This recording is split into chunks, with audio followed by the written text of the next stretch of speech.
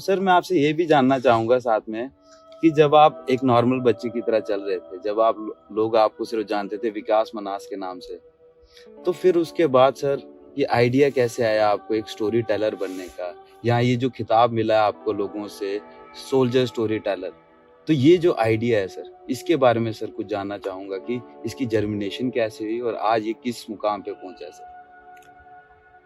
जैसे कि I told you कि आई बिलोंग टू भद्रवा जी। और अगर मैं अर्ली 90s या उस डेकेड की बात करूं तो भद्रवा में भी हालात अच्छे नहीं थे। ओके। टेररिज्म था, जो आज हम कश्मीर में कुछ थोड़ा बहुत देखते हैं उससे तो बहुत ज़्यादा हमारे भद्रवा में भी था। ओके। 89-90 में जब कश्मीर से हिंदुओं का सबका पलायन हो गया जी। तो जो वो रेडिकलाइज्ड एलिमेंट था तो उनका एक पूरा थ्रस्ट जम्मू रीजन पे भी आया। ओके। तो उस जम्मू रीजन में वन वेरी प्रोमिनेंट एरिया जो उनका टारगेट एरिया था वो भद्रवा था। तो वहाँ पे भी बहुत अलगाववाद था, टेररिज्म था।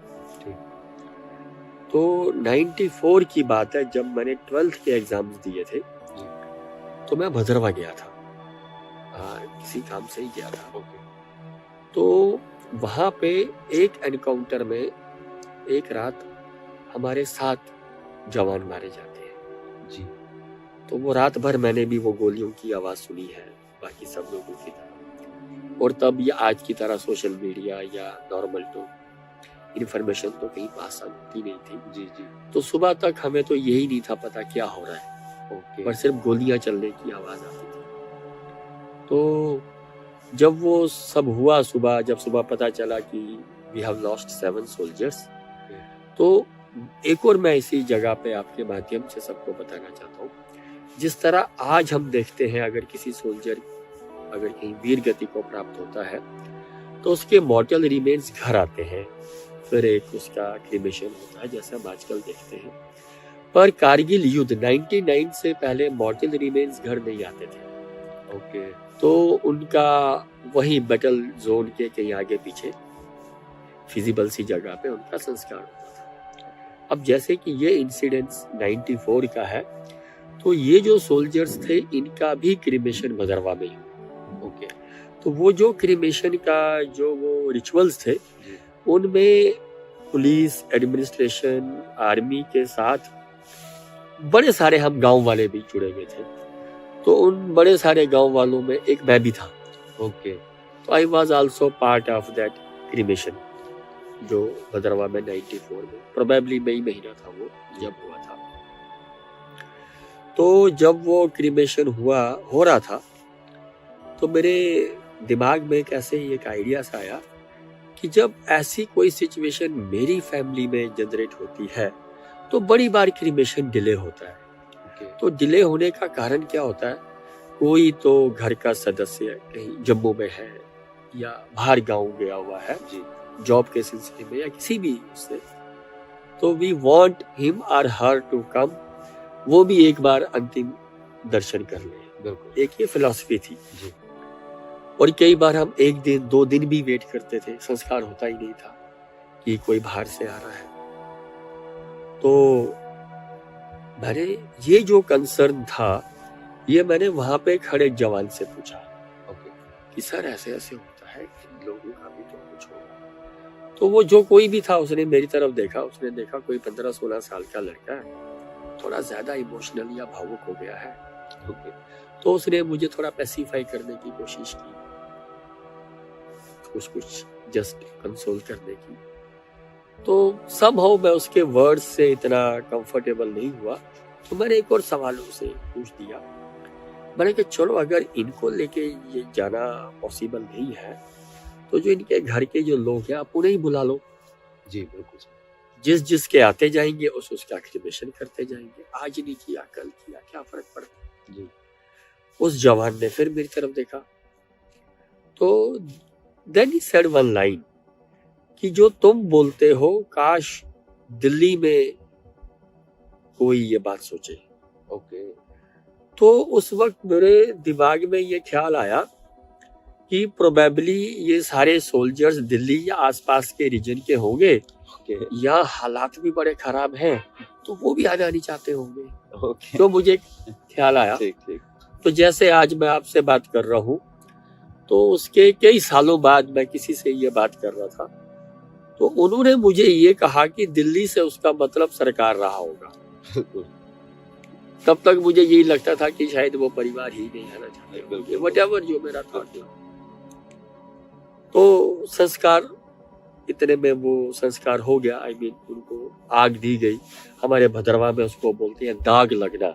दाग लगने का मतलब जब चिता को आग दी जाती है, हम कहते हैं दाग लग गया। हमारी भद्रवाही में एक लोकल कल्चर के हिसाब से कहते हैं, तो दाग लग गया।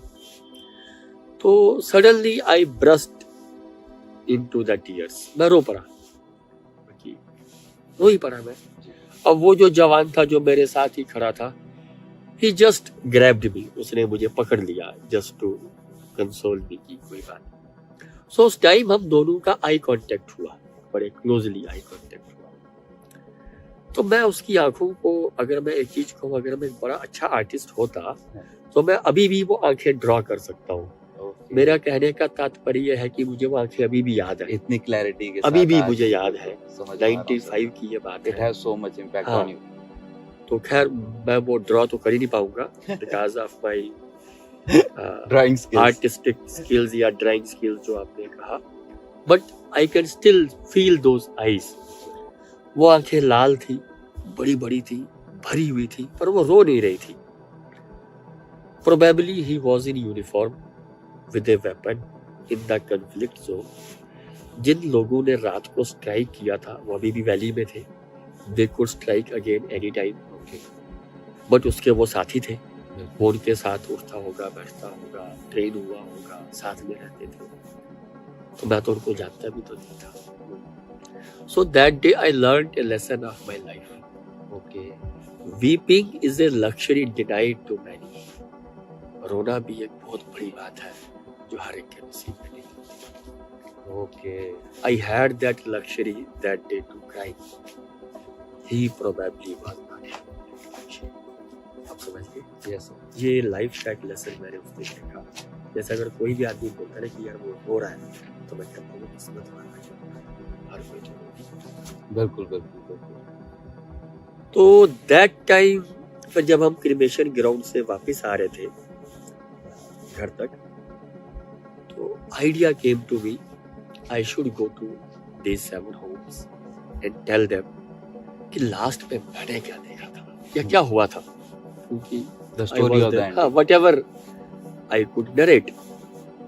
तो उसके कुछ दिनों के बाद मैं जम्मू आया।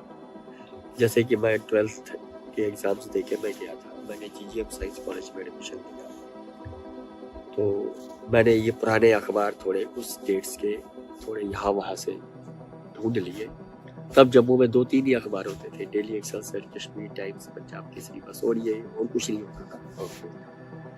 तो the news was in all the newspapers, पर न्यूज बस इतनी थी, soldiers ambushed, 7 killed, situation tense, reinforcement sent. जैसे एक जवान का नाम या एक यूनिट या उनका एड्रेस वगैरह या गांव का नाम, ऐसा कुछ भी नहीं था। और तब आज की तरह से आपके पास इंटरनेट की सुविधा भी नहीं थी कि नहीं। चलो आप थोड़ा गूगल पे रिसर्च करो, थोड़ा ढूंढो, शायद कुछ ना कुछ बिल्कुल बिल्कुल मिल ही जाए, ऐसा कुछ था ही नहीं। बिल्कुल। तो अब मेरे पास कोई जानकारी थी नहीं। मैंने अपना पार्ट फर्स्ट साइंस कॉलेज में पढ़ना शुरू किया, और उन दिनों में 94 में J&K के डिफरेंट पार्ट्स में कुछ ना कुछ गतिविधियां होती रहती थी, और अनफॉर्चुनेटली हमारी शहादतें भी होती रहती थी। तो जब भी मैं कभी न्यूज़ सुनता था कि मान लो आज पुंछ में कोई जवान मारा गया, या रामबन में कुछ हुआ, या कश्मीर में कहीं पे कुछ हुआ, तो मुझे फिर से वो याद आता था कि ऐसा ही कुछ हुआ होगा, जैसा मैंने देखा था ऐसा ही वहाँ पे भी संस्कार हुआ होगा, व्हाटएवर। बिल्कुल। तो मैं ये नहीं कहूँगा कि वो चीज़ मुझे हॉन्ट करती थी, बट मुझे थोड़ा डिस्टर्ब जरूर करती थी जब भी मैं न्यूज़पेपर पढ़ता था। नहीं, अच्छा नहीं। तो this was the germination of this idea कि Okay. I should go and meet the families. Okay. लेकिन अगले 5 साल तक मैं सिर्फ पढ़ता ही रहा अखबारों में, या टीवी पे थोड़ा बहुत सुनता रहा। मैं कहीं जा नहीं पाया, मैं किसी से मिल नहीं पाया। फिर 5 साल बाद 99 में कारगिल हुआ। ओके। जब 99 का कारगिल हुआ तो उसमें एक इलेक्ट्रॉनिक मीडिया बड़ा एक प्रोमिनेंटली उस वॉर को हाँ, दिखा रहा बहुत था। रोल प्ले किया था उस हाँ। टाइम। तो अब मैं थोड़ा बड़ा भी था, मैं अपनी ग्रेजुएशन खत्म कर चुका था, तो मैं भी पूरे दिन बाकी लोगों की तरह टीवी ही देखता रहता था, क्या खबर है क्या नहीं है। ओके। और तब ये thanks to that prime minister bodies भी घर आनी शुरू हो गई थी। जी जी। टीवी वाले भी सब दिखा रहे हैं, पूरा इंडिया वही सब देख रहा है। तो उसमें पूरे हिंदुस्तान के साथ जम्मू के लड़कों ने भी बड़ा इम्पोर्टेंट रोल प्ले किया था कारगिल वॉर में। जी उसमें से अगर मैं छोटी सी एक बात कहूँ, जो टाइगर हिल्स की लड़ाई है, जी। जो one of the most difficult and significant जो एक बैटल लड़ी Battle। गई है, जो 18 ग्रेनेडियर्स ने लड़ी अंडर उस टाइम के कर्नल कुशाल ठाकुर सर। तो जो लास्ट असॉल्ट हुआ था, final assault, okay. That was led by Havildar Madan Lal, वो भी जम्मू से थे। ओके। और सिचुएशन कुछ ऐसी क्रिएट हुई थी कि सिर्फ 7 ही लोग ऊपर जा पाए थे, बाकी नीचे रह गए थे। ओके। तो वो जो 7 लोग ऊपर गए थे उसमें से 5 लड़के जम्मू के थे। ओके। एक अगर मैं कहूँ तो दुग्गर प्रदेश के थे। जी, जी। एक कोइंसिडेंस था, लेड बाय हवलदार मदन लाल, वो भी जम्मू से ही थे, और 5 और भी जम्मू के थे। उसमें से एक तो एक यूपी से थे और एक शायद हरियाणा शायद कहीं से थे, जो 7 ऊपर गए थे। और उस लड़ाई में अनफॉर्चुनेटली 7 में से 6 लड़के मारे गए थे। ओके। हवलदार मदन लाल टी भी अपनी वीर गति को वहीं प्राप्त हुए थे। ओके। और जो उसमें से एक ही जो बचे थे जिन्होंने सरवाइव किया था, वो है योगेंद्र सिंह यादव, जिन्हें बाद में परमवीर चक्र से सम्मानित किया गया था। वो उसी पलटन के थे। तो योगेंद्र सिंह यादव के साथ ही एक बिल्कुल 19 साल का एक लड़का जम्मू का भी था, ग्रेनेडियर उदयमान सिंह। ओके। तो 5 जुलाई की ये बात है, तो 6 जुलाई को समझो उनका अखबार में आया कि जम्मू से ऐसे ऐसे इतने लोग हमारे मारे गए। और उदयमान सिंह के बारे में भी एक राइट अप आया, ब्रीफ आया कि वो शामाचक गांव के रहने वाले हैं, ऐसे ही हुआ है। तो तब मैंने देखा कि अब मेरे पास एक जवान का नाम है, एड्रेस है, घर भी मेरी रीच के पास ही है। तो आई डिसाइडेड कि अब मैं इनके घर जाता हूँ। ओके। लेकिन वो एक थोड़ा आप हेजिटेशन को हो या what ever word you can use, तो मैंने समझो अपने एक साइंस कॉलेज में पढ़ रहे मेरे एक दोस्त से बात की। मैंने कहा यार ऐसे सब चलते हैं। तो उसने बोला है चलते हैं, चलो कल चलेंगे, परसों चलेंगे, करते करते 8-10 दिन हो गए। देन आई रियलाइज्ड कि शायद ये तो जाएगा ही नहीं। ओके। फिर मैंने दूसरे से बात की, तो कई लोगों से मैंने बात की, यार मैं ऐसे ऐसे वहां जाना चाहता हूँ। तो मुझे लोगों ने पूछा, अरे तुम क्या उसको जानते थे या तुम्हारा कोई रिश्तेदार था या वट एवर। तो मैं कहूँ कि यार ऐसा कुछ भी नहीं था। तो फिर क्यों जाना है? तो मेरे पास वो क्यों जाने का भी कोई आंसर नहीं था। मैं बस ये कहता था कि मैं जाना चाहता हूँ। हाँ ठीक है कल चलेंगे, मना भी किसी ने नहीं किया, बट कोई गया भी नहीं। तो अगर मैं कहूँ तो 2-3 महीने इसी में ही निकल गए। Then all of a sudden one day I realised कि कोई नहीं जाएगा। तो 99 की शायद ये विंटर्स का ही टाइम था, मैं एग्जैक्ट मंथ या डेट तो मुझे याद नहीं है।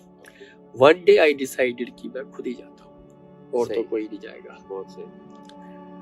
तो मैं समहाउ मेटाडोर में बैठ के मैंने शामाचक पहुंचा, वहां उतरा। वहां पे मैंने जिस पहले ही इंसान से बात की कि मैं उदयमान सिंह के घर जाना चाहता हूँ, तो उसने ये घर बता दिया, खेतों के बीच में खुला सा घर था। तो मैं उनके घर गया। तो अब गांव के घर में गेट वगैरह तो होता नहीं है जी, खुला सा आंगन, बेड़ा, जैसे गांव का घर होता है। तो मैं बड़ी हिम्मत करके चला ही गया। मैंने उनका दरवाजा जब खटखटाया तो एक 15-16 साल की एक लड़की ने दरवाजा खोला। तो उसने पूछा आप कौन हो?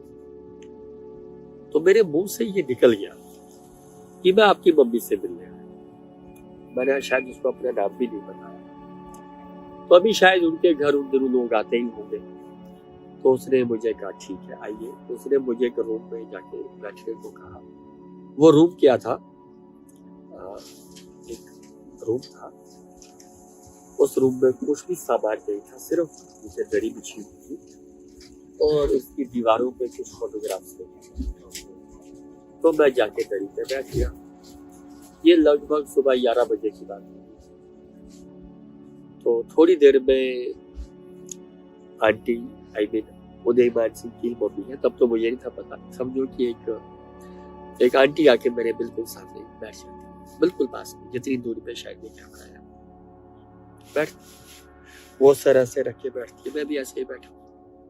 अब मुझे लगा ये थोड़ी बात करेंगी, कुछ ये होगा, अब उनके भी दिमाग में कुछ होगा। अब वो भी मुझसे बात नहीं कर रही, मैं भी उनसे बात नहीं कर रहा हूँ, चुप हूँ। मैं फिर भी कभी यहाँ देख रहा हूँ, कभी यहाँ देख रहा हूँ, कुछ नहीं। 1 बजे तक लगभग 2 घंटे उस कमरे में ना कोई आया ना कोई गया। उस जमाने में मोबाइल भी नहीं था कि आपका फोन बजता। ना मैंने एक शब्द कहा, ना आंटी ने एक शब्द कहा। हम 2 घंटे बिल्कुल ऐसे चुपचाप बैठे रहे। तो लगभग 1 बजे के आसपास आंटी ने थोड़ा सा सर ऊपर करके मुझे कहा, चाय पियोगे? तो मैंने कहा चाय पी। तो आंटी अंदर जाती है, चाय बनने में जो 4-5 मिनट लगते हैं, तो वो 1 कप चाय लेके आती है, मुझे चाय का कप दिया जाता है। अभी मैं चाय लेके ऐसे बस यहाँ तक ही लेके आता हूँ, तो आंटी मुझे ऐसा बोलती है, वो दीवार पे लगी फोटोग्राफ देख रहे हो? अब बस फोटोग्राफ की तरफ देखता हूँ। फोटोग्राफ क्या थी? वो जो गांव की खाट नहीं, चारपाई, जी जी जी, उस खाट पे आंटी बैठी है और आंटी की गोद में उदयमान सिंह बैठा हुआ है।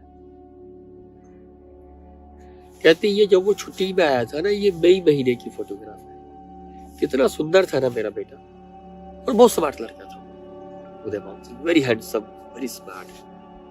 मैंने कहा अब आंटी बोल रही है, मतलब कि अगला 1 घंटा वो कंटिन्यूसली बात कर रही है और मैं सिर्फ ऐसे कर रहा हूँ, हाँ बाकी मैं उसकी स्कूलिंग बता रही है, वैसे करता था, फिर वो घर से चला गया, खुद ही भर्ती हो गया, उसके ये ऐसे थे, टीचर उसके वैसे थे, मुझे बड़ा प्यारा था। रात को जब लाइट जाती थी मैं पूरी रात उसको मच्छर भगाती थी, क्योंकि जैसे एक माँ की जो सारी बातें होती है, पता नहीं उसने वो पहाड़ियाँ कैसे चढ़ी होंगी, ये वो बोली जा रही है। और मुझे वो 1 कप चाय पीने में 1 घंटा लग गया वैसे। हाँ, तो लगभग 2 बज गए होंगे, चाय खत्म हो गई। फिर वो मुझे बोलती है भूख लगी है, खाना खा के जाओ। अब मैं भूखा भी था, सुबह में काफी जल्दी से निकला था, तो मैंने बोल दिया हाँ खाना भी खाऊंगा। तो उन्होंने मुझे कहा खाना यहाँ नहीं खाएंगे, ये बड़ा एक ऑस्पिशियस सा रूम है, हम अंदर चलेंगे। अब हम अंदर समझो कंपाउंड में चलेंगे उनके। वहां मुझे वो लड़की दोबारा मिलती है जो मुझे सुबह मिली थी। अब आंटी उसे बोलती है अरे फटाफट गरम गरम फुलके बनाओ, इनको खाना दो। Then I came to know ये उदयमान सिंह की छोटी बहन है, एंड दे आर 2 सिस्टर्स, एक ये है और एक और भी छोटी बहन है। फिर मुझे दाल सब्जी जो भी कुछ उनके घर पे बना था, मुझे बड़े रेस्पेक्टफुली वो दिया गया, मैंने भी खाना खाया। अब थोड़ी थोड़ी बात मैं भी कर रहा हूँ, ज्यादा नहीं बट ऐसे ही ये भी था। तो लगभग 3 बजे के आसपास अब मुझे लगा मुझे वापस जाना चाहिए, क्योंकि मुझे मैटाडोर वगैरह में भी आने में 1 घंटा तो कुछ लग ही जाना था। तो मैंने उनसे कहा अच्छा मैं चलता हूँ। तब मुझे आंटी ने पूछा कितनी छुट्टी आए हो? मैंने कहा छुट्टी? कौन सी छुट्टी? तुम 18 ग्रेनेडियर्स से नहीं हो? ओके। मैंने कहा नहीं, मैं तो फौज से ही नहीं हूँ। तो फिर तुम कौन? तो मैं तब थोड़ा डर सा गया, क्योंकि आई रियलाइज्ड कि आंटी ने मुझे अभी तक यही समझा है कि मैं उसकी यूनिट से आया हूँ, कोई कलीग। हाँ उन्होंने भेजा होगा या खुद ही आया होगा। अब मैं तो वो हूँ नहीं। तो वो जो 5-6 जुलाई की जो अखबार थी, अक्सर सर की जो कटिंग थी, वो मेरे पास थी। तो मैंने समझो अपनी जेब में से वो निकाली, मैंने कहा आंटी ये अखबार में आया था। तो मैंने ये देखा था, और मैं ये तालाब तिल्लों में ही रहता हूँ, अच्छा तालाब की जमीन। तो तब तक आंटी मेरे से हिंदी में बात कर रहे थे, तब उन्होंने मुझे डोगरी में पूछा, फिर क्या लिया है? अच्छा। तो फिर मैंने उनसे कहा कि बस मैंने जब ये अखबार में पढ़ा था तो मैं बस आना चाहता था, काम कोई भी नहीं था, कोई एजेंडा नहीं था, कोई ऑब्जेक्टिव नहीं था, पर्पस कोई नहीं। हाँ पर्पस कोई था ही नहीं। बट जब मैंने ये अखबार में पढ़ा तो मुझे ये था कि मुझे आपसे मिलना चाहिए, और मैं बड़े दिनों से आने की कोशिश कर रहा था, मैं आ नहीं पा रहा था। तो आज मैं बड़ी हिम्मत करके आया, और मेरा कोई इंटेंशन नहीं था और कोई पर्पस भी नहीं था, कुछ भी नहीं था बस। और मैं थोड़ा बड़ा डर के, अब कहीं पता नहीं ये इस चीज को कैसे रिएक्ट करें, क्या हो क्या। तो उन्होंने कहा अच्छा किया तुम भाई, फिर आते रहना। तो ये मैं शायद नवंबर दिसंबर के महीने में 99 में ब्रिगेडियर उदयमान सिंह के घर गया था। तो तब से लेके आज अब 23 साल हो गए, मैं उसके घर शायद 100 या उससे ज्यादा बार जा रखा हूँ। अब तो मुझे पता नहीं। अब उन 2 लड़कियों की शादियां भी हो गई हैं, उनके भी आगे बच्चे 9th 10th बड़े बड़े हो गए हैं। सो जो आपने मुझसे सवाल पूछा था, the germination of an idea and the execution of that idea, it was germinated in 1994, and the very first visit which happened, it was at the home of Brigadier Udayaman Singh, Sena Medal 18 Grenadiers, in the early winters of 19. This is the